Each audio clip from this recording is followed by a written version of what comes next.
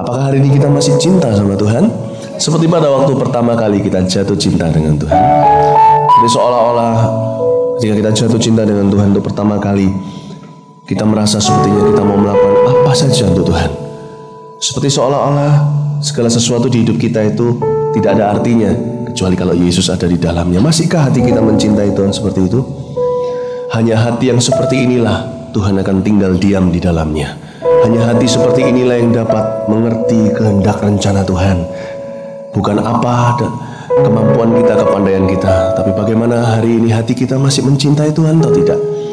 Biarkan pada pagi hari ini dan sepanjang hari ini jemaat kita dibangun di atas dasar cinta akan Tuhan. Mari kita berdoa. Tuhan Yesus, urapi jemaat-Mu. Kami mau belajar 1-2 hal dari Alkitab tentang mencintai Tuhan, sehingga kami sungguh-sungguh mengerti, memahami apa yang sungguh-sungguh berarti di hidup kami, apa sungguhnya makna dan tujuan hidup kami. That we really know what really matters in life, supaya kita benar-benar tahu apa yang sesungguhnya penting di hidup ini, supaya kami tidak terbawa-bawa dengan hal-hal yang tidak penting dalam hidup ini. Terima kasih Tuhan, terpujilah nama-Mu. Kami tidak mau bicara tentang diri kami, kami mau bicara tentang Engkau Tuhan. Yesus Kristus menjadi topik pembicaraan kami pagi hari ini di dalam gereja, dan biar Engkau ditinggikan di hidup kami. Dalam nama Yesus, amin. Puji Tuhan. Silakan duduk. Shalom, selamat pagi, good morning, Jaan. Haleluya, selamat pagi. Ohayo, katakan kanan kirinya dengan bahasa apapun, pokoknya good morning. Silakan ngomong. Haleluya. Dan hari ini seperti yang saya janjikan, saya akan mengajarkan kitab Pengkhotbah. Judul daripada pengajaran yang sederhana sebenarnya, bicara tentang mencintai Tuhan ini, akan saya kemas dalam setiap kebaktian di pusat. Saya akan bicara satu pasal yang berbeda, sehingga 12 pasal kitab Pengkhotbah akan saya selesaikan dalam 12 kali kebaktian umum pusat selama bulan November. Jadi 2 minggu sekali Anda akan bertemu dengan saya. Kita lanjutkan studi kita. Judulnya tolong ditayangkan ya, yang terutama di dalam hidup ini. Pernahkah kita sungguh-sungguh berpikir apa yang sesungguhnya penting di hidup ini? Jangan pikir tentang yang terutama dulu lah. Yang penting atau yang kurang penting di hidup ini kita sudah jelas belum?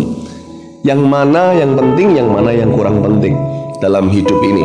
Tuhan mau kita berjalan di dalam rencana Tuhan setiap hari, bukan cuma seminggu sekali. Tuhan mau kita berjalan di dalam kehendaknya, bukan yang second best, bukan yang terbaik kedua. Tuhan ingin kita semua berjalan dalam kehendaknya yang terbaik dalam kehidupan kita. Amin.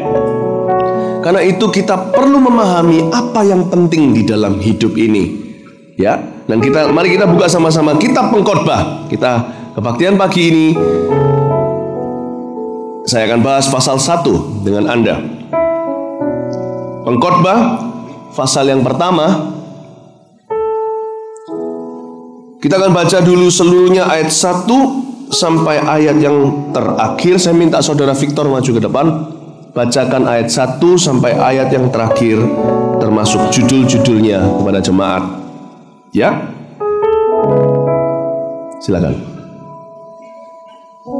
Kitab Pengkhotbah pasal 1. Segala sesuatu sia-sia. Inilah perkataan pengkhotbah anak Daud, raja di Yerusalem. Kesia-siaan belaka, kata pengkhotbah. Kesia-siaan belaka, segala sesuatu adalah sia-sia. Apakah gunanya manusia berusaha dengan jerih payah di bawah matahari? Keturunan yang satu pergi dan keturunan yang lain datang, tetapi bumi tetap ada. Matahari terbit, matahari terbenam, lalu terburu-buru menuju tempat ia terbit kembali. Angin bertiup ke selatan, lalu berputar ke utara. Terus-menerus ia berputar, dan dalam putarannya angin itu kembali. Semua sungai mengalir ke laut, tetapi laut tidak juga menjadi penuh. Kemana sungai mengalir, ke situ sungai mengalir selalu.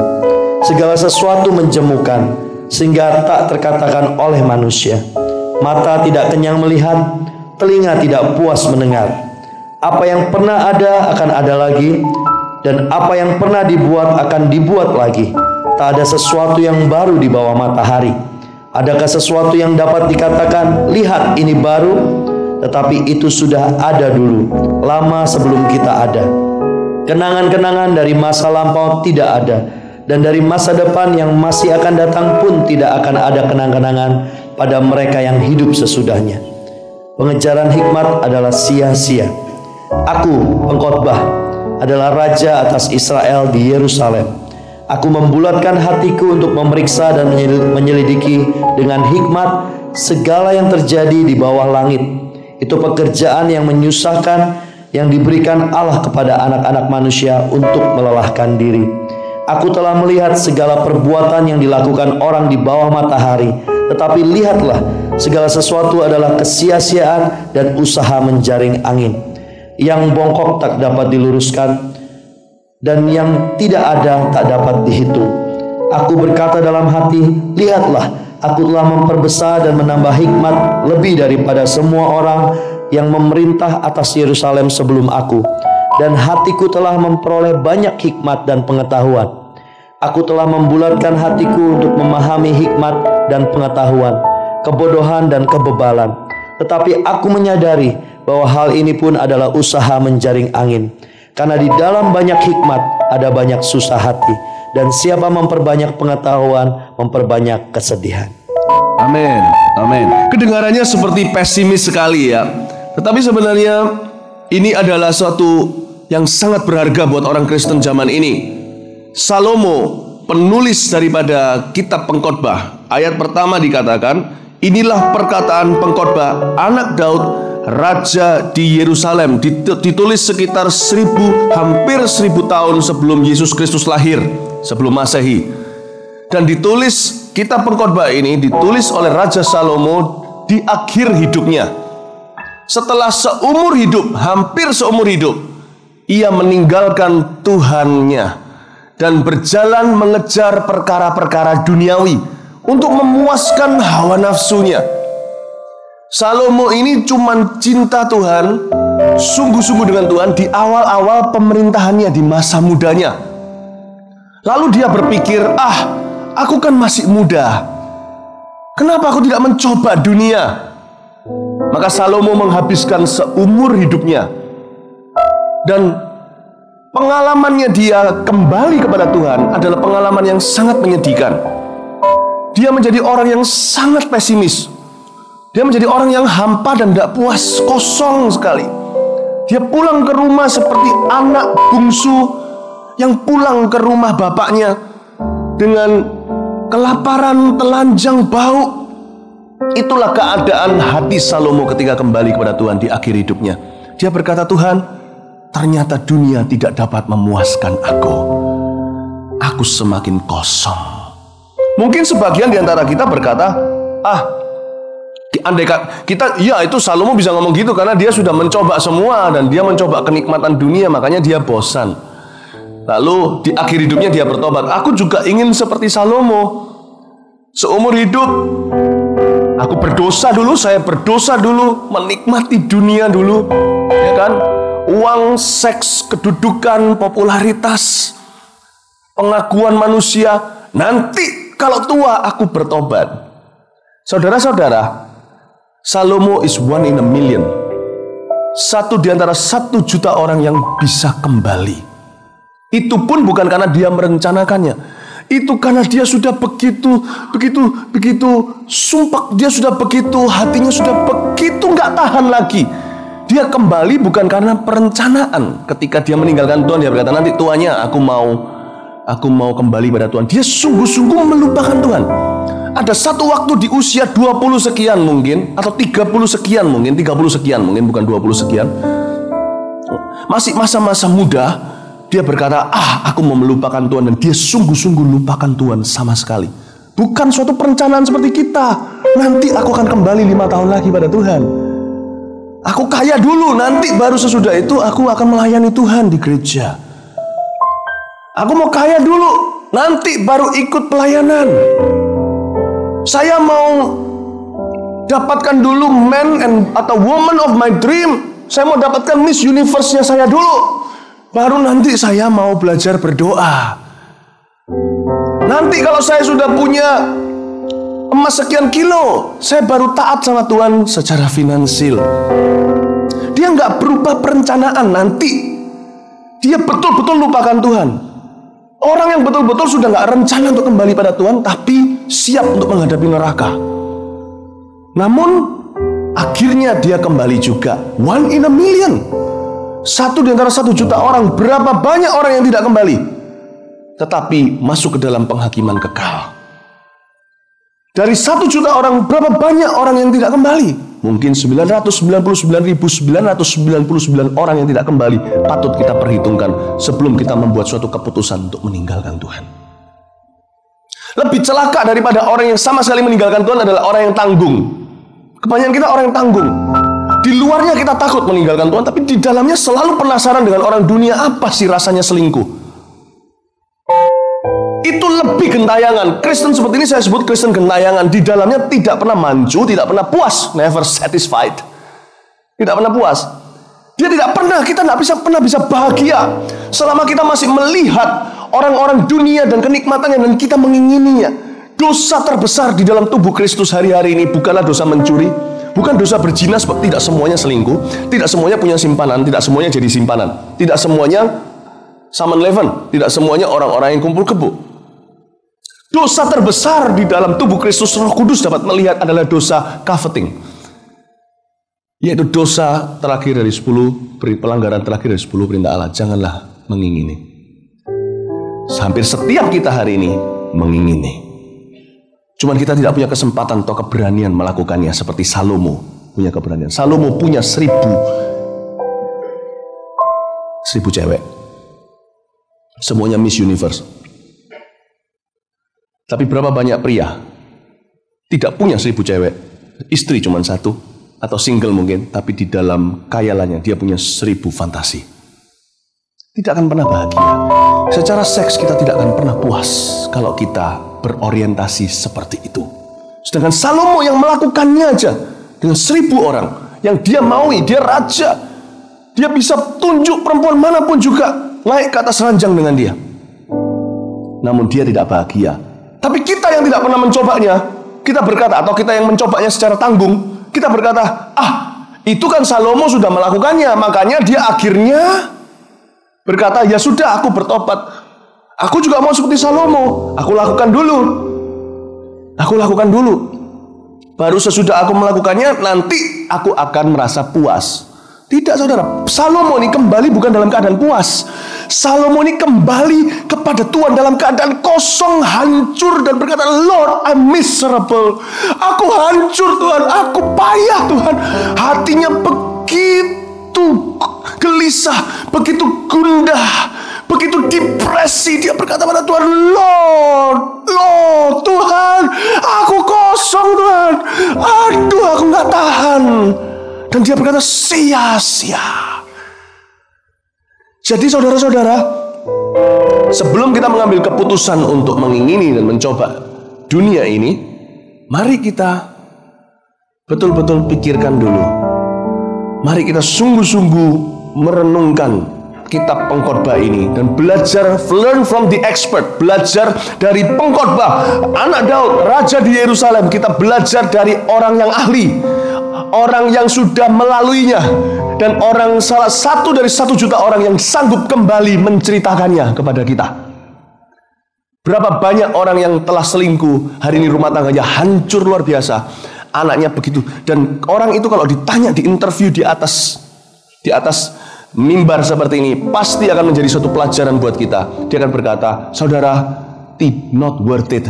Sungguh saudara, kalau Anda bisa jangan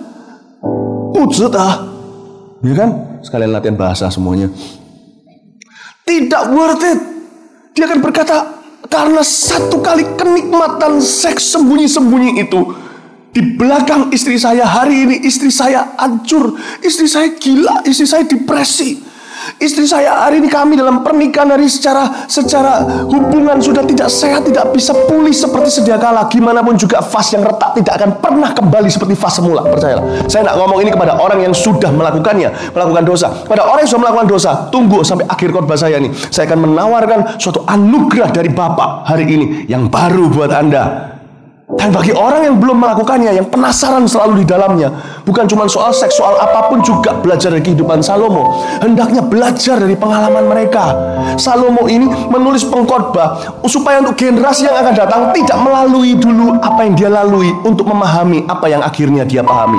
Kenapa tidak yang terkemudian menjadi terdahulu, terdahulu menjadi yang terkemudian? Kenapa tidak pemahaman Salomo di akhir hidupnya menjadi pemahaman kita di awal hidup kita, mumpung masih muda? Mari kita mengerti yang terutama di hidup ini apa. Mumpung masih belum telat, mumpung masih belum melakukan, mari kita sekarang tangkap dulu dengan iman tanpa harus melalui nerakanya. Tangkap dulu dengan iman. Tangkap dulu dengan iman bahwa kita sekarang mengerti yang terpenting di dalam hidup kita itu apa. Amin, saudara-saudara. Coba kalau ngomong kanan kirinya, mumpung belum terlambat, dengarkan firman Tuhan. Katakan kanan kirinya. Amin, katakan sudah. Praise the Lord, ya. Oh, haleluya. Amin. Dan kepada yang belum, saya beritahu kepada Anda, saudara, it is better not to do it than to do it and regret, though forgiven. Lebih baik tidak pernah melakukannya daripada melakukannya, menyesalinya meskipun akhirnya diampuni oleh Tuhan. It is better never to corrupt. Sama sekali lebih baik sama sekali tidak pernah korupsi. Lebih baik sama sekali tidak pernah selingkuh. Lebih baik sama sekali tidak pernah meninggalkan Tuhan. Lebih baik sama sekali tidak pernah memecah rumah tangga sendiri maupun rumah orang lain. Lebih baik sama sekali tidak pernah menipu orang lain secara keuangan maupun dalam kejujuran. Lebih baik sama sekali. Ada orang pernah berkata, orang itu biasanya kalau orang itu jadi rusak sekali, itu biasanya kalau bertobat dipakai Tuhan luar biasa. Saya tidak setuju. Itu 1 in a million yang kembali. Ada orang ketika mendengar kesaksian saya berkata, wah iya ya, saya nggak tahu kenapa kalau orang itu dulunya itu rusak sekali. Karena dengar cerita saya tahu, saya dulu mau bunuh diri lah, yang berkelahi lah, yang kecanduan ini itulah, yang benci Tuhan lah, yang menghujat Tuhan lah. Wah, mendengar itu ada orang membuat satu konklusi, bukannya lihat Tuhannya, lihat sayanya, dan berkata, orang itu nggak tahu kenapa ya, kalau orang itu rusak sekali biasanya kalau sudah dijamah Tuhan tuh, wah jadi berubah total. 1 in a million. Bukan berarti tidak bagi Tuhan mustahil untuk itu terjadi lagi. Tapi jangan mencoba itu. It's 1 in a million, my friend. Berapa banyak yang rusak, tetap rusak. Gak pernah bisa kembali. Jangan pernah cuma lihat Rasul Paulus di Alkitab. Saudara tahu Rasul Petrus adalah orang baik-baik. Tidak pernah rusak. Setiap orang berdosa, tapi dia tidak rusak seperti definisi kita dulu. Dia punya mertua malah. Dia punya pernikahan yang baik. Dia punya pekerjaan malah. Dia nelayan. Nggak semuanya itu pembunuh seperti Rasul Paulus.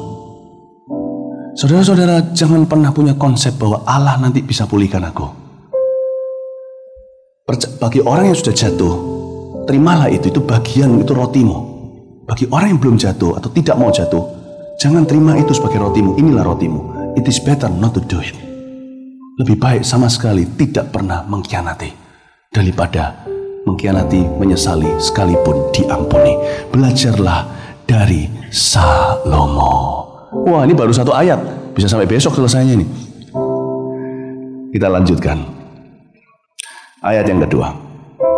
Kesia-siaan belaka, kata pengkhotbah. Kesia-siaan belaka, segala sesuatu adalah sia-sia. Karena itu buat satu komitmen untuk kita mengerti, menangkap yang terpenting, yang terutama di dalam hidup ini adalah mencintai Tuhan dalam segala sesuatu. Kecuali Tuhan dicintai dalam segala sesuatu, hidup kita, apapun yang kita lakukan adalah sia-sia. Buat satu komitmen dengan iman pagi hari ini sebagai orang Kristen, kita juga cuma baik di gereja. Buat suatu komitmen mencintai Tuhan itu di dalam segala sesuatu. Sedangkan Salomo berkata segala sesuatu sia-sia. Karena ini keluar dari pengalamannya di akhirnya, ini kata-kata pertobatannya, dia berkata sia-sia Tuhan. Saudara tahu nggak? Salomo mungkin menjadi orang terkaya di sepanjang sejarah manusia di dunia ini. Tahukah saudara? Saya yakinnya meskipun Alkitab tidak mencatatnya, tapi prinsip Alkitab telah jelas soal upah. Prinsip Alkitab telah jelas soal upah dari apa yang kita lakukan di dalam hidup kita ini. Alkitab itu tidak pernah pelin-pelan. Tuhan kita itu tidak ada pertukaran bayangan dalam dirinya. Artinya Tuhan itu tidak pernah double face, tidak pernah dua muka. Tuhan itu tidak pernah munafik. Tuhan itu tidak pernah double standar. Standar satu dengan standar yang lain beda. Tuhan nggak pernah gitu. Allah kita itu righteousness. Allah kita itu benar, memerintah dalam kebenaran. Allah kita itu kudus. Allah kita itu adil. Dalam pengampunannya pun dia adil. 1 Yohanes pasal 1 berkata, kalau kita itu mengaku dosa kita, dia itu setia dan adil. Apa hubungannya dengan adil? Keadilan dengan yang namanya pengampunan. Maka ia akan mengampunimu dari segala dosamu, menyucikanmu dari segala kejahatanmu. Apa hubungannya keadilan dengan pengampunan? Saya beritahu satu hal, Allah itu adil. Dia mengampuni tanpa menyangkali. Sin is sin, dosa adalah dosa. Dia tidak pernah ngefuri. Dia tidak pernah menyangkali. Istilahnya begini, karena dia adalah Allah yang bisa mengampuni, maka dia gampang tinggal sangkal aja dosa yang terjadi di dunia. Dia nggak perlu kirim air bah pada zaman Nuh. Bahkan lebih parah lagi, dia nggak perlu kirim anaknya mati dengan mengenaskan dan keji seperti itu dan kejam. Dia bisa sangkal aja kan, clear book aja kan. Kalau uang itu cuci uang, apa susahnya? Kriminal bisa cuci uang, Allah masa nggak bisa cuci dosa gitu aja tanpa darah Yesus? Allah itu adil. When he said sin is sin, tidak pernah dia tawar itu. Karena itu dia cabut hanya dengan cara yang legal, darahnya anaknya. Saudara-saudara, perhatikan satu hal ini, bahwa Allah itu adil. Kecuali saudara-saudara, mari kita cintai Tuhan dengan segala sesuatu itu sia-sia kalau bukan karena kita itu mencintai Tuhan. Buat satu komitmen iman pagi hari ini, orang Kristen harus luar dalam sama. Di gereja, di luar gereja harus sama. Yesus memanggilmu bukan untuk kudus di dalam gereja, tapi dalam segala sesuatu. Kalau kudus terlalu berat kali, kata kudus itu seolah-olah yang kudus suci itu cuma pendeta. Padahal pendeta juga merasa kudusan itu juga berat. Tapi saya ganti dah kata kekudusan. Tuhan itu mau kita mengikut Dia dalam segala sesuatu. Tuhan itu mau kita mencintai. Haleluya, haleluya. Saya mau cinta Yesus. Tuhan itu mau kita mencintainya dalam segala sesuatu, bukan hanya di dalam gereja. Di dalam segala sesuatu, in everything. Amin. Karena itu mari kita tahu bahwa yang terpenting di dalam hidup ini adalah mencintai Tuhan dalam segala sesuatu. Itu ayat 2 artinya itu, mencintai Tuhan. Yang terpenting di dalam hidup ini ialah mencintai Tuhan in everything, dalam segala sesuatu. Segala sesuatu yang tidak, kalau kita tidak mencintai Tuhan dalam sesuatu, maka sesuatu itu menjadi sia-sia. Belajarlah dari yang ahli, yang dapat kembali satu di antara 1 juta orang, Salomo, anak Daud, raja di Yerusalem. Ayat 3, apakah gunanya manusia berusaha dengan jeripayah di bawah matahari? Kata apakah gunanya itu luar biasa. Tanya pada diri kita sendiri, apakah gunanya? Kadang-kadang kita perlu bertanya loh. Saya itu, puji Tuhan, saya mengucap syukur pada Tuhan, saya mungkin di dalam usia yang kurang lebih sama dengan pada waktu Salomo meninggalkan Tuhan. Tahukah saudara, some people say, ada beberapa orang berkata orang umur 40 nanti itu baru hidup. Ya kan? Ada orang berkata bahwa life begins at 40. Tapi saudara tahu nggak? Kita itu seolah-olah baru kenalan dengan dunia itu waktu kita umur sekian sekarang ini.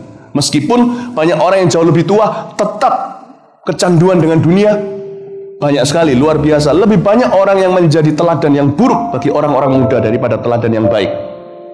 Lebih banyak orang-orang muda yang mengikuti jalan yang besar, gerbangnya yang lebar menuju maut, daripada jalan yang sempit menuju hidup. Tidak terkecuali, jikalau flu bisa menyerang semua orang, dosa lebih jahat dari virus manapun di dalam dunia ini. Saudara tahukah bahwa pendeta tidak lepas dari flu, dari serangan flu juga? Berarti dosa juga bisa masuk ke rumah orang yang paling kita pandang kuat dan suci. Sebagai seorang hamba Tuhan dan masih muda, Di usia-usia di mana Salomo meninggalkan Tuhan, saya pun diperkenalkan dari waktu ke waktu dengan dunia, dan di dalam hati saya terjadi pergumulan dahsyat. Setiap kita sama. Dan ketika saya suatu hari mulai hati saya condong, tidak ada salahnya dengan yang namanya kita punya uang atau punya kedudukan, dengan kita punya nama. Tidak ada salahnya dengan kita menjadi orang yang semakin hari semakin menarik. Tidak ada salahnya dengan pergaulan yang semakin exciting, dengan semakin menggairahkan pergaulan yang baik. Tapi segala yang baik bisa dipakai oleh setan untuk menyeret hati kita. Sekalipun perbuatan kita masih belum, hati kita mulai jauh dari Tuhan. Dan yang tahu hati kita itu seperti apa, cuman kita. Dan Roh Kudus yang setiap hari akan menjadi kaca kita. Firman Allah. Saudara tahu, Tuhan itu tidak pernah mempermasalahkan kita memiliki hal-hal yang baik yang dari berkat-Nya, termasuk uang. Tuhan tidak pernah, sungguh Tuhan tidak pernah keberatan, karena itu pun dari Tuhan. Kita akan lihat banyak di dalam kitab Pengkhotbah, selalu Salomo berkata, itu pun sia-sia, itu pun sia-sia. Saya balik kata-kata itu pun dari Tuhan. Segala sesuatu di hidupmu itu pun dari Tuhan. Semua dari Tuhan. Yang baik maksudnya, yang sempurna datangnya dari Bapa. Masalahnya terjadi ketika itunya memilikimu. Kita memiliki, no problem. Tetapi kalau yang kita miliki itu berbalik memiliki kita, menguasai kita, mengontrol kita, nah disitulah problemnya. Suatu hari hati saya mulai cinta uang. Siapa sih tidak cinta uang? Kalau kita butuh uang, kadang-kadang kita berpikir, wow, kalau saya punya banyak uang sekali, convenient sekali hidup saya. Saudara, puji Tuhan, saya tidak pernah mengizinkan roh cinta uang bertahta di hati saya. Tapi godaan itu ada. Kalau enggak, saya juga bukan orang. Suatu hari Tuhan bicara sama saya seperti ini. Jikalau hartamu semakin bertambah-tambah, janganlah hatimu melekat kepadanya. Itu pada saat saya masih kere-kerenya. Ya, bukan berarti sekarang saya kaya, enggak. Tapi saya betul-betul masih belum pegang uang sama sekali. Itu saya mendapat ayat itu. Dan ketika suatu hari Tuhan mulai berkati saya, berkat Tuhan mulai melimpah. Saya nggak bisa cerita satu-satu. God really bless me. Secara finansial Allah juga memberkati saya. Benar saudara. Dan ketika saya mulai diberkati, saya mulai senang. Nggak ada masalah. Tapi Tuhan tahu, dan sebenarnya saya tahu, saya mulai suka dengan uang. Suatu hari, untungnya selalu tidak lebih dari 21 kali 24 jam. Selalu sebelum matahari terbenam pula segala cinta yang lain yang bukan cinta Tuhan. Itu disiplin yang saya miliki dalam hidup ini. Lalu tiba-tiba, suatu hari, waktu saya sedang berada di masyarakat, Tuhan buka mata saya lewat pengalaman pengkhotbah. Tanpa harus mengalami 24 tahun, 1 kali 24 tahun untuk belajar. Saya bersyukur 1 kali 24 jam saya diajari oleh Tuhan untuk saya tidak kecemplung masuk dalam 1 kali 24 tahun sia-sia. Tiba-tiba di depan saya melihat orang yang begitu orang yang punya segalanya tiba-tiba kena kanker prostat. Saya tahu ada orang yang betul-betul punya segalanya, dia kena kanker prostat, dia takut operasi. Mengerikan sekali. Kalau nggak percaya, tanya setiap anak kecil paling takut kalau nggak disuntik ya disunat kalau yang laki. Sorry kalau saya ngomongnya vulgar, lebih baik di sini. Suatu hari saya akan ajarkan Kidung Agung pada jemaat ini. Kita akan masuk dalam pendidikan seks lewat firman Tuhan. Supaya tidak yang bicara adalah para ahli-ahli seks di TV yang sebenarnya kita sendiri ragukan status seksual mereka. Ngerti maksud saya? Nggak ngerti ya sudah. Lebih baik yang ajarkan kepada kita adalah firman Tuhan. Saudara, saya jelaskan satu hal. Ketika saya lihat ada seorang teman kena kanker prostat, dia takut dioperasi. Ketika saya tanya itu operasinya gimana segala, saya berdoa, Tuhan apa gunanya punya segalanya. Saya dibawa masuk ke dalam suatu pengalaman dengan Roh Kudus. Kadang-kadang Tuhan kalau bicara sama kita itu tidak selalu kita berada di ruang doa kita. Tahukah kadang-kadang kita seperti Yeremia. Kita disuruh pergi ke tukang periuk. Kita disuruh lihat teman kita. Kita disuruh lihat sekeliling kita. Orang yang dengar-dengaran dengan Tuhan akan dihindarkan dari diluputkan dari banyak masalah. Kadang-kadang Tuhan bicaranya itu ketika kita melihat pasien di rumah sakit, ketika kita melihat orang lain yang menderita, ketika kita melihat orang lain yang tertawa. Tuhan itu bisa bicara sama kita setiap hari. Miliki telinga yang dengar-dengaran dengan Tuhan, telinga seorang murid, hati seorang murid yang mendengarkan Tuhan. Ketika saya melihat seperti itu, saya ketakutan. Saya berkata, wow, Tuhan, apa gunanya nih kalau saya bisa punya segalanya, mobil yang bagus, rumah bagus, saya bisa punya segalanya, saya bisa kemana-mana pakai kelas yang paling tinggi, ya kan, hotel saya bisa tinggal yang paling bagus, saya bisa beli apapun yang saya mau. Apa gunanya kalau suatu hari saya harus ketakutan setengah mati, uangku pun tidak bisa selamatkan dan luputkan saya dari sesi operasi tertentu. Saya ketakutan.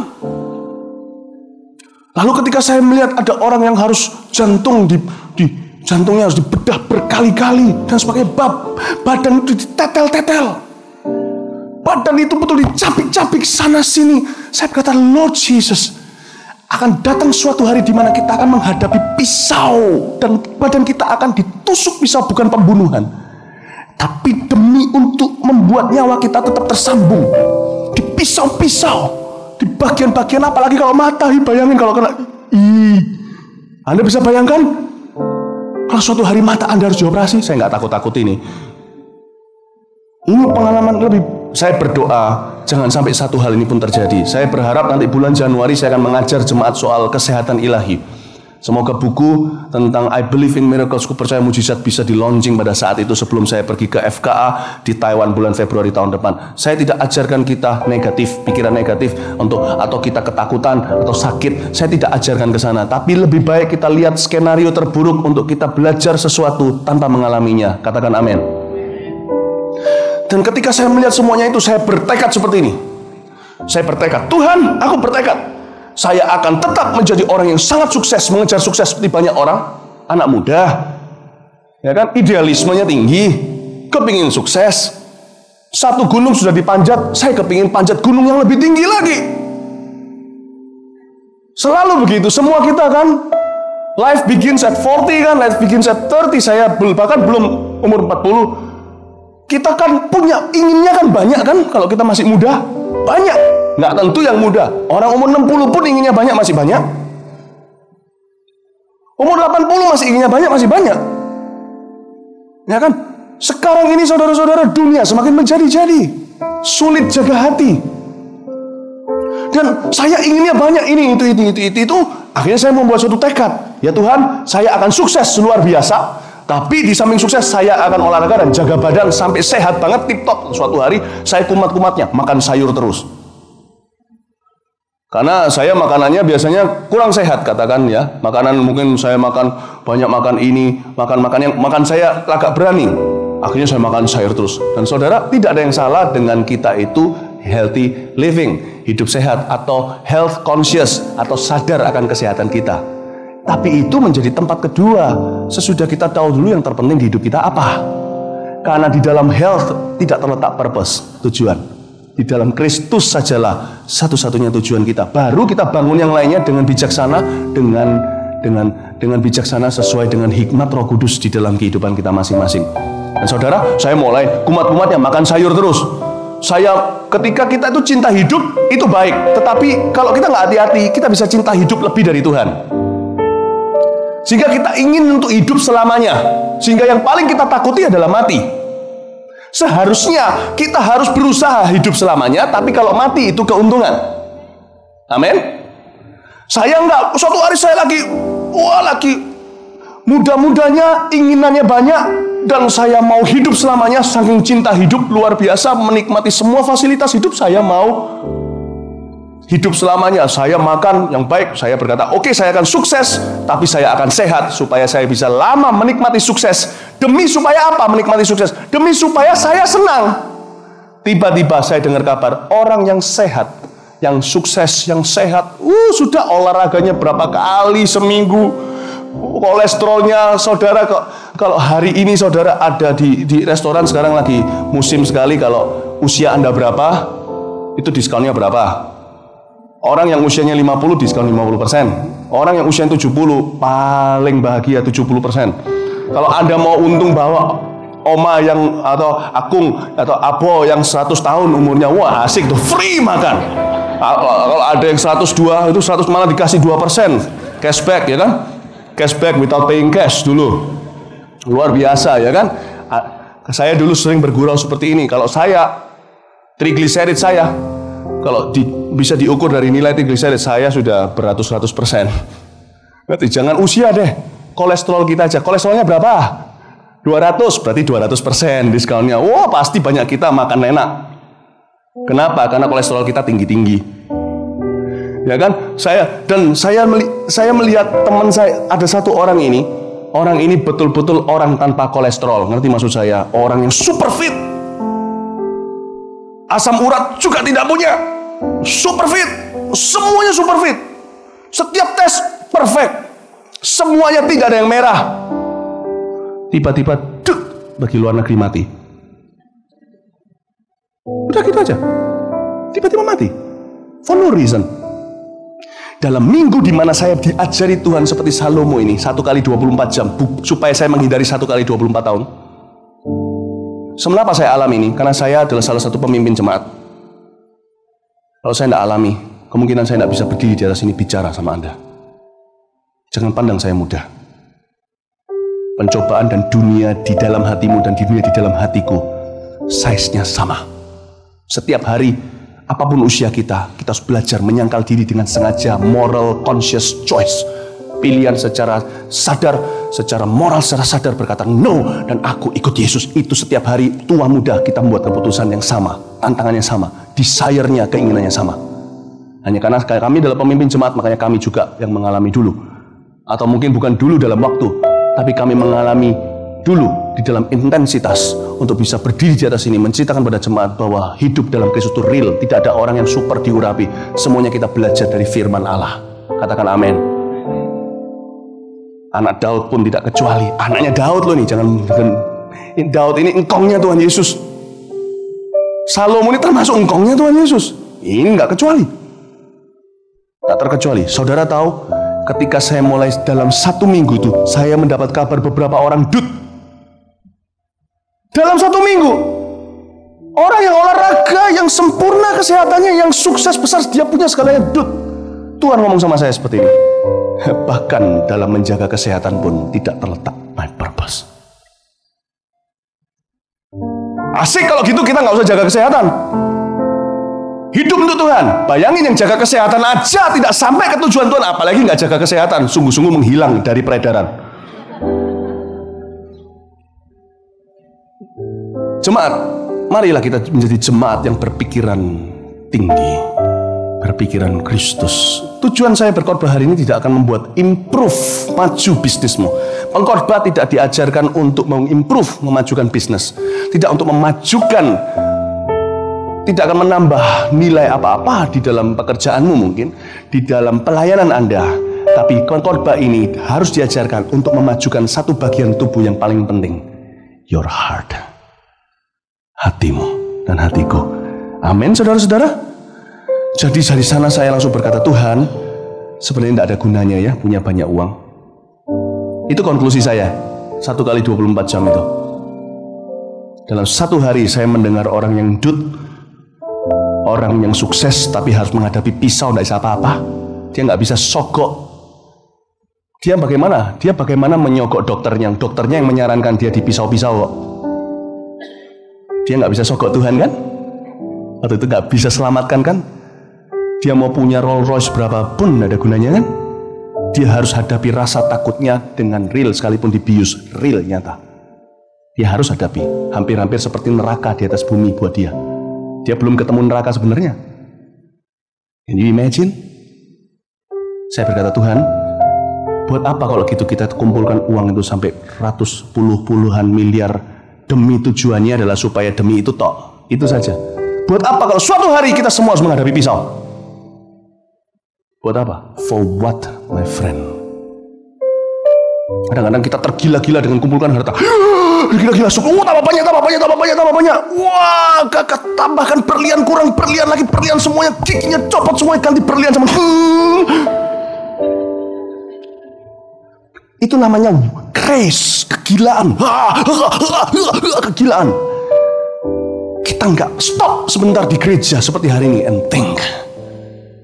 dan berpikir, saya orang muda, saya bisa gila seperti itu. Semua orang muda jatuh ke dalam salah satu dari dua kategori. Malas, kalau enggak workaholic. Saya selalu jatuh di workaholic. Baik pelayanan atau apapun juga, ambisi saya ini besar sekali. Ambisi yang baik, besar. Tapi kalau saya tidak hati-hati, yang baik bisa menguasai saya sehingga saya mau jadi segalanya. Dan Tuhan ajarkan potensi-potensi Salomo ini seperti kita ini. You want to learn now through my word or through mistakes. Kau mau belajar dari firmanku, berubah pikiran pembaharuan budimu Roma 12, atau belajar dari from pain, dari sakit, rasa sakit. Pilih. Dan saya berlutut 1 kali 24 jam di jam 23 menit ke 59 itu. Saya berlutut di hadapan Tuhan sebelum 24 jam telah genap. Saya masuk dalam sekolah Roh Kudus tentang hidup itu. Saya berkata, Lord, use me. Dan saya nyanyikan lagu itu tadi. Kuncinya mana itu yang terutama tadi? Yang terutama di dalam hidup ini. Ini konklusi saya 1 kali 24 jam itu. Meninggikan nama Yesus.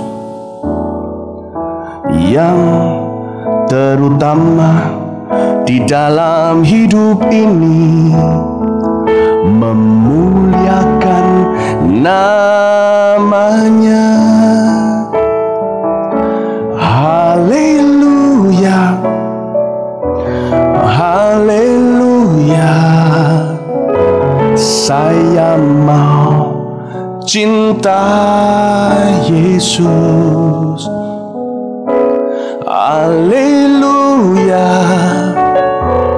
haleluya. Saya mau cinta Yesus. Sejak hari itu saya membuat satu keputusan, I want to love you. That's most important to me. Itu yang paling penting di dalam hidupku. Dapatkah kita memperoleh konklusi yang sama di akhir kebaktian ini hari ini? Setiap 2 minggu saya akan ingatkan Anda akan terapi sama saya setiap 2 minggu. Sementara saya juga akan selalu diterapi oleh Tuhan. Sampai kita bisa berjalan tanpa dibimbing orang, kita bisa berjalan sendiri di dalam kebenaran. Amin, saudara-saudara. Amin. Praise the Lord. Beri tepuk tangan untuk Tuhan Yesus dulu. Anda belajar sesuatu di sini? Amin. Are you learning something? Belajar sesuatu, Bapak Ibu? Ya. Mari kita lihat sekarang kata-kata berikutnya. Ayat 4, keturunan yang satu pergi dan keturunan yang lain datang, tetapi bumi tetap ada. Matahari terbit, matahari terbenam, lalu terburu-buru menuju tempat ia terbit kembali. Ini kan persis seperti kehidupan kita. Kita terburu-buru terus, terburu. Dan akhirnya tidak sadar hidup kita sudah sia-sia seumur hidup. Sometimes kita perlu hari Sabat seperti hari ini. Hari Sabat itu bukan berhentinya yang paling penting, mendengarnya yang paling penting. Saudara tahu hari Sabat disuruh apa kita? Bukan disuruh tidur. Hari Sabat disuruh kuduskan sama Tuhan. Tahu kata kuduskan itu set apart, dipisahkan. Tahu kata dipisahkan itu artinya apa? Sit down, stop your activity, hentikan aktivitasmu. Berhenti dari semua terburu-buru dan world craze, kegilaan di dunia itu. Just stop for a while, will you? Berhentilah. Maukah tidak maukah engkau berhenti sebentar saja? Duduk di bawah kaki Yesus. Dengarkan perspektif Tuhan tentang hidup kita sebelum semuanya terlambat. Itu artinya kuduskan hari Sabat. Penting sekali di gereja kita berhenti seperti hari ini. Waktu dan jam dinding seperti berhenti, meskipun tidak berhenti. Sekalipun sekarang di TV ini saya diberitahu sisa 15 menit. Tetapi seolah-olah waktu berhenti di dalam kehidupan kita. Think. Kita berpikir. Think.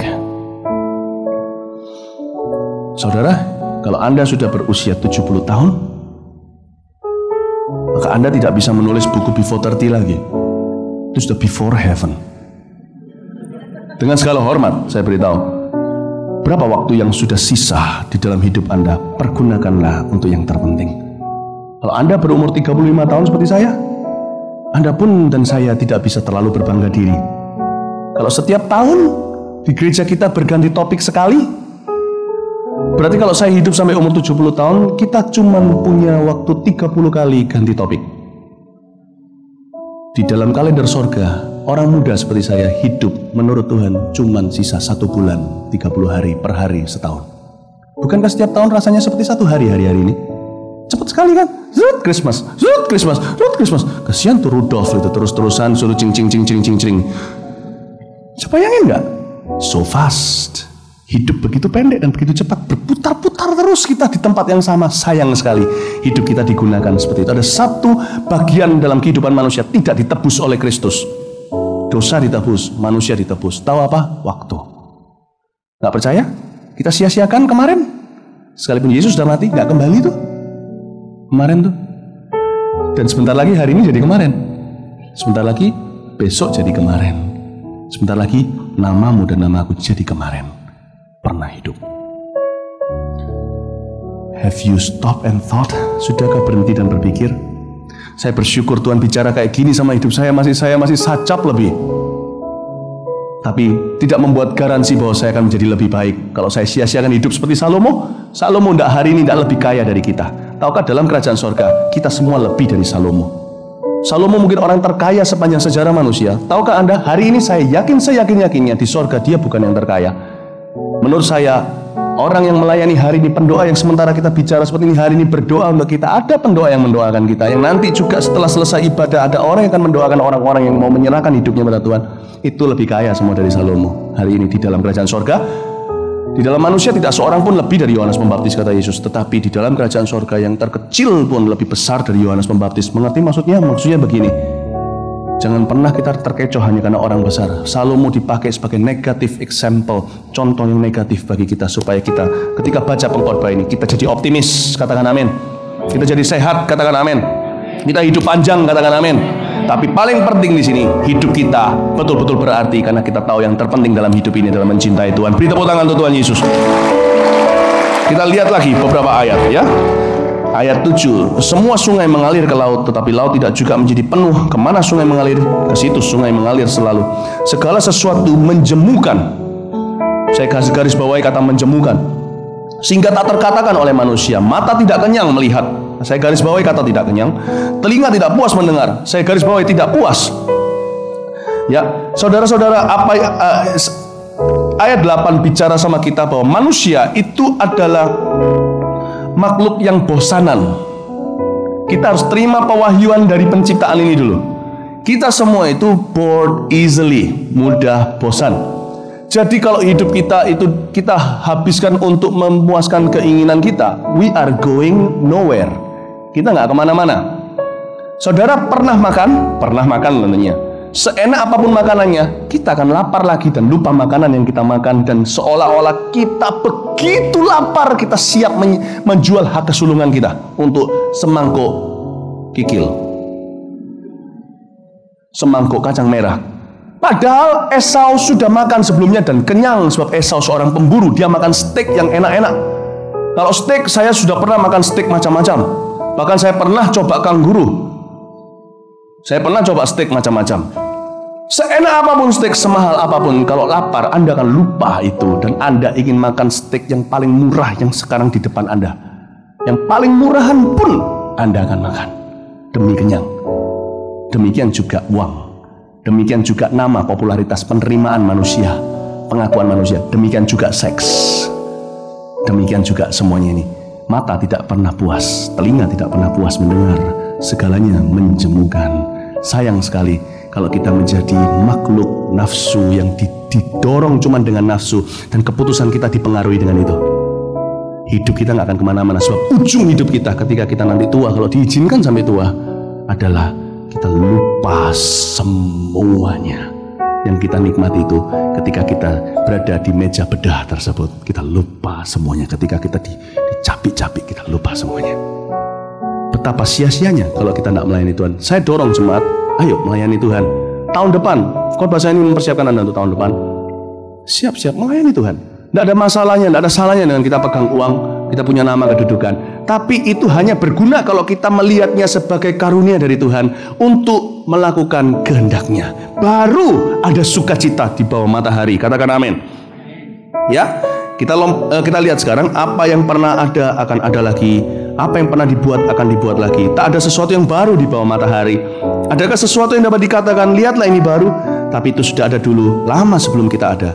Kenang-kenangan dari masa lampau tidak ada, dan dari masa depan yang masih akan datang pun tidak akan ada kenang-kenangan pada mereka yang hidup sesudahnya. Lihat kata-kata berikutnya. Pengajaran hikmat adalah sia-sia. Kita mulai masuk ke dalam pengajaran soal kalau hati kita itu ingin menyenangkan semua orang. Selain tadi yang pertama saya bicara soal keduniawian kan, perikop pertama segala sesuatu sia-sia. Perikop kedua ini saya akan bahas secara singkat. Ya, intinya adalah pengejaran hikmat adalah sia-sia. Bukan berarti kita nggak belajar lalu kuliah itu sia-sia. Ini sama sekali tidak berbicara tentang hikmat Tuhan, ataupun hikmat Tuhan yang mengizinkan kita menempuh pendidikan yang terbaik. Ini bukan. Pengejaran hikmat adalah sia-sia adalah hati kita itu loh, begitu jaimnya di dalam hidup ini. Kita mengira bahwa ini adalah hati kita untuk mengira kalau kita itu dengan usaha kita bisa berhasil. Kita mengira kita ingin untuk menyenangkan semua orang. Pernahkah kita merasakan kita ingin menyenangkan semua orang? Kita ingin selalu tampil mengagumkan di depan orang, sehingga kata-kata orang yang paling penting di hidup kita, gak baca Alkitab gak apa-apa, asal orang jangan kata buruk tentang saya. Kata-kata Tuhan tidak seberapa penting, kata-kata orang lebih penting. Apa yang mereka pikirkan tentang kita lebih penting. Berapa banyak di antara kita, hidup kita itu betul-betul berputar-putar di tempat frustrasi terus karena hal-hal yang subjektif, bukan yang objektif.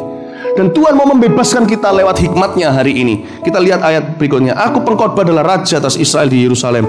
Aku membulatkan hatiku untuk memeriksa dan menyelidiki dengan hikmat segala yang terjadi di bawah langit. Itu pekerjaan yang menyusahkan yang diberikan Allah kepada anak-anak manusia untuk melelahkan diri. Di sini ada kata-kata menyusahkan, yang pekerjaan yang menyusahkan yang diberikan Allah kepada kita. Saudara-saudara, banyak di antara kita terlalu bingung dengan hal-hal yang subjektif. Seharusnya kita harus belajar, Alkitab ajarkan sama kita di sini untuk kita belajar cuek untuk hal-hal yang kurang penting di hidup ini. Belajar acuh dan cuek. Agak cuek sedikit gitu loh. Sehingga beban kita itu lebih ringan. Tuhan itu kan ajaib. Tapi Tuhan itu juga bijaksana. Dia tidak cuma beritahu sama kita, kemarilah engkau yang berbeban berat, aku angkat bebanmu, lalu boom, hilang. Tapi Tuhan ajari kita pikul kuk yang perlu, yang terpenting saja. Lakukan segala sesuatu boleh. Kalau itu segala tanggung jawab harus dilakukan. Tapi pilih-pilih apa yang masuk ke hatimu. Pikul kuk yang kupasang itu ringan dan enak. Artinya ringan dan enak itu artinya perhatikanlah hanya yang terpenting di hidup ini. Jangan mencoba untuk menyelesaikan segala sesuatu masalah. Selesaikan segala masalah yang objektif. Kalau Anda hutang dan kita hutang sama orang, harus diselesaikan, tidak bisa bilang acuh. Kalau itu tanggung jawab sebisa mungkin dari pihak kita, berdamailah dengan orang lain. Itu kalau berhubungan dengan tanggung jawab kita, peran kita dari pihak dan sisi kita harus lakukan. Tidak boleh cuek. Yang saya maksud di sini adalah yang subjektif. Kita seringkali memikirkan orang itu mikir apa. Kita seringkali memikirkan yang tidak-tidak tentang istri kita, suami kita. Kamu tidak cinta aku dan sebagainya. Kita izinkan setan berbicara dalam kehidupan kita. Itu yang menghancurkan kita. Karena itu Salomo ajarkan, jangan habiskan sisa waktu hidupmu mikirkan hal-hal yang sia-sia. Yang subjektif itu cuek-cuek saja. Acuh saja. Kau tidak harus untuk menyelesaikan setiap hal permasalahan. Saudara tahu, ada banyak orang ngomong soal kita. Saya juga sama. Ada banyak orang ngomong gini. Penilaian orang tentang saya macam-macam, berbeda-beda. I don't need to explain to everyone. Saya nggak perlu menjelaskan semua orang. Tidak ada waktu. Andai kata saya mau jelaskan semua orang pun, saya tidak akan bisa habiskan dalam seumur hidup saya. Meskipun saya masih muda. Belajar tenang. Tuhan itu yang mengendalikan dan memelihara hidupmu. Berkaca dengan Tuhan aja. Kalau hari ini kita sudah melakukan bagian kita, belajar bersyukur, titik berhenti di tempat. Tidak usah pikirkan lebih banyak lagi. Ya, lihat ayat berikutnya. Aku telah melihat segala perbuatan yang dilakukan orang di bawah matahari. Tapi lihatlah, segala sesuatu adalah sia-sia. Usaha menjaring angin. Daripada kita usaha menjaring angin, usaha aja menjaring sesuatu yang nyata. Pikirkan yang terpenting saja di dalam hidup ini. Jangan yang subjektif. Yang objektif saja. Yang objektif saja. Amin, saudara-saudara. Saya baru tidak lama yang lalu saya menerima banyak kata-kata pedas dari orang menilai saya begini dan begitu. Saudara, ketika seperti itu terjadi, saya nggak defensif, saya tidak defensif atau saya tidak membela diri. Saya cuma berkata, perlu enggak saya ini bereskan dengan orang ini, menjelaskan sama dia. Saya timbang-timbang, oh enggak perlu. Ada orang tertentu yang perlu, kalau itu adalah tim saya, kalau itu adalah orang yang bersangkutan langsung. Kalau cuma sekedar rumor, sekedar gosip, saya tidak perlu selesaikan semuanya. Justru kalau saya masuk dalam pancingan. Saudara-saudara, di dalam hidup ini minta hikmat Tuhan setiap hari. Dalam pernikahan kita, apa yang membuat kita tegang? Kalau kita jujur, lihat, sebagian besar 75% subjektif. Dengan anak-anak kita 75% subjektif. Dengan keluarga kita 75% subjektif. Kalau kita bisa ambil 75% itu betul-betul kita tutup valve-nya. Itunya, lubangnya kita tutup betul-betul. Kita punya 75% kapasitas untuk Tuhan berikan kreativitas di dalam kehidupan kita. Luar biasa. Dan Tuhan ajarkan sama kita lewat Salomo. Salomo sehari-hari nganggur pikirannya, mikirnya enggak.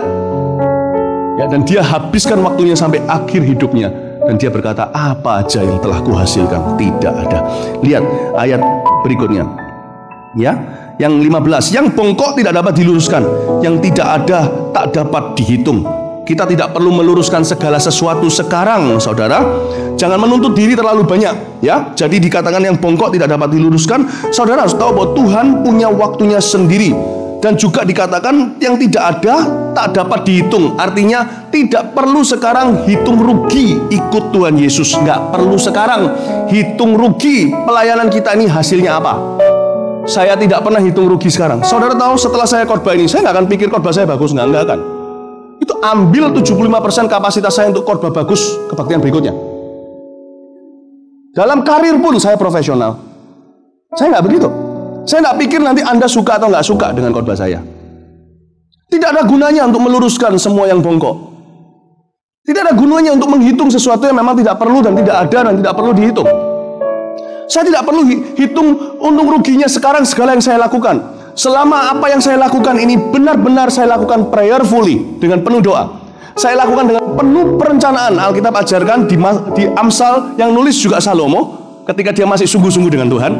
Dia tulis seperti ini, dengan banyaknya nasihat dan perencanaan, dengan banyaknya nasihat, satu rencana itu berhasil. Dikatakan juga, rencanalah, tetapi serahkan rencanamu kepada Tuhan, maka serahkan hatimu kepada Tuhan, maka rencanamu akan berhasil. Saudara, kalau saya lakukan ini penuh dengan persiapan yang matang, penuh dengan perencanaan yang bijaksana, penuh dengan doa, I never worry. Saya nggak pernah khawatir apapun yang kulakukan dalam hidup ini. Dalam hubunganku dengan Kristus, persekutuan dengan Kristus, tidak ada satupun jeripayaku yang sia-sia. Saya pegang itu saja. Jadi kalau Anda mau tahu setelah selesai saya kebaktian ini, saya makan di ruang bawah nanti. Saya doa makan dan berkata, thank you Lord. Saya tidak khawatir. Sebab tidak akan sia-sia. Mau tahu apa yang saya pikirkan? Mau tahu apa yang saya pikirkan setelah saya selesai khotbah?